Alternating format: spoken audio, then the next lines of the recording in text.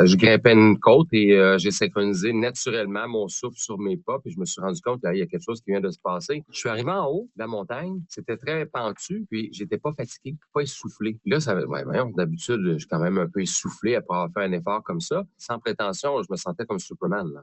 Qui n'a pas envie de se sentir comme Superman, Diane, tout ça grâce à la marche afghane? Tout à fait. Superman, c'est Patrick Auger, un randonneur de Lanoret, dans la Nodière. Il a découvert par hasard le principe de la marche afghane et il est devenu depuis instructeur de marche afghane.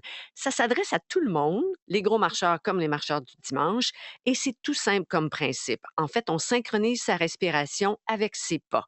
C'est une technique qui avait été baptisée par Edward Stigler, qui avait observé les nomades afghans et s'est rendu compte que naturellement, ils ont des respiratoires selon la topographie du terrain.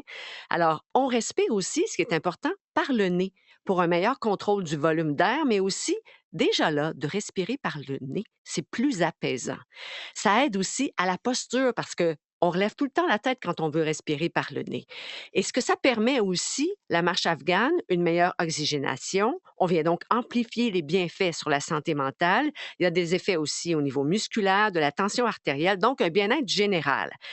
Écoutez ça. Voici deux adeptes de la marche afghane, Julie Hood de Saint-Alphonse de Rodriguez. Mais d'abord, on écoute Manon Desjardins de Berthierville. Elle revient tout juste d'un pèlerinage à Compostelle. La marche afghane lui a été tellement utile, surtout pour l'énergie. À chaque fois que j'avais envie d'appeler un taxi parce que j'étais épuisée puis je voulais abandonner, en fait, je l'ai utilisé. Oui, je reprenais cette respiration-là et ça passait. Premièrement, parce que j'étais concentrée sur autre chose que sur le mal-être que j'avais. Puis là, j'étais concentrée sur les chiffres, sur le compter. Puis à un moment donné, tu oublies les chiffres parce que ça devient machinal. Puis la fatigue s'en va et l'énergie revient. C'est incroyable. Alors justement, on compte ses pas pour aligner sa respiration. Écoutez ça, les amis.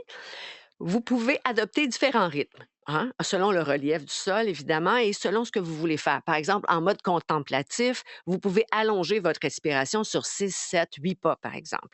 Sur le plat, un rythme de base, ça peut ressembler à 3-0. Ça veut dire, on inspire sur 3 pas par le nez et on expire sur 3 pas.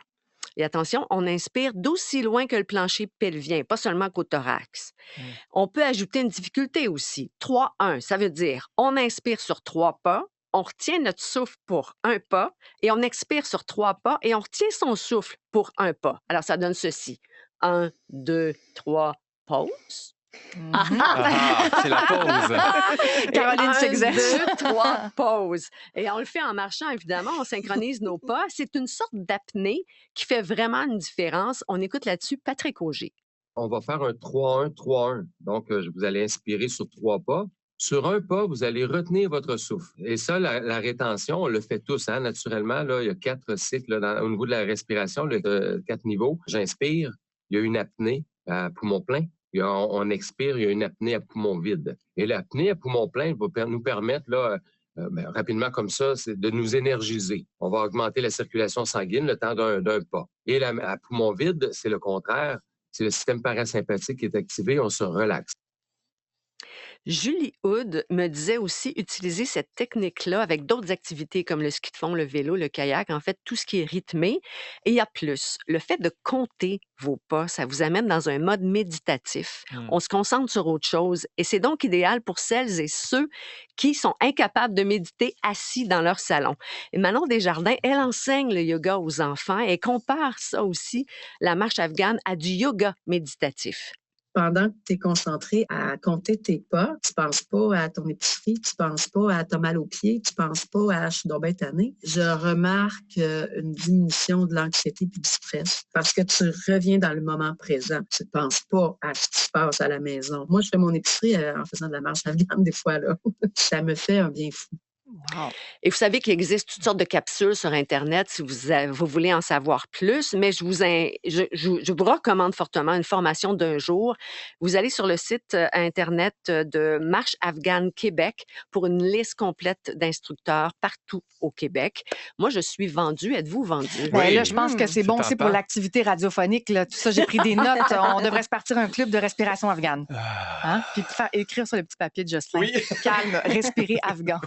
Merci beaucoup, Diane.